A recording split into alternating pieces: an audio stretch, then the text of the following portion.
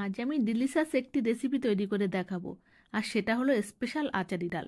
রেসিপিটি তৈরি করতে প্রথমে দিলাম সর্ষের তেল, তারপর পেঁয়াজ কুচি, তারপর আদা রসুন বাটা দিয়ে একটু কষে নিলাম। এখানে আমি কিছুটা কাঁচা লঙ্কা কুচি দিলাম, আর এক বাটি ছোলার ডালটা আমি সারা রাত ভিজিয়ে রেখেছিলাম, আর এক বাটি মুগ আর মুসুরির ডাল মেশানো, এটা আমি আধ ঘন্টা আগে ভিজিয়ে রেখেছিলাম। একটু কষে নিয়ে লবণ, হলুদ আর শুকনো লঙ্কার গুঁড়ো দিয়ে ভালো করে একটু কষে নিয়ে পরিমাণ মতো জল দিয়ে দিলাম।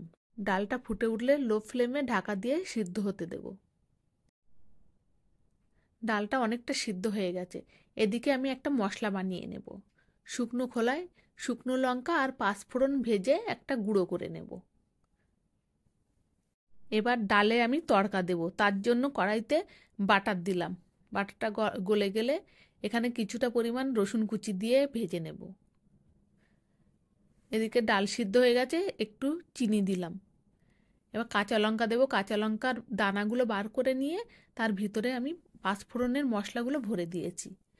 কাঁচা লঙ্কা দেওয়া হয়ে গেলে একটু আমি পাঁচফোড়নের গুঁড়ো দিলাম, আর ধনেপাতা কুচি দিয়ে একটু হালকা নাড়াচাড়া করে নিয়ে আমি তড়কা দিয়ে দিলাম।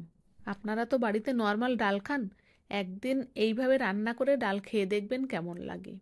সেদিন আর অন্য কিছু লাগবে না, এই ডাল দিয়েই ভাত খাওয়া হয়ে যাবে। ভালো লাগলে ভিডিওটা সেভ করে রাখুন।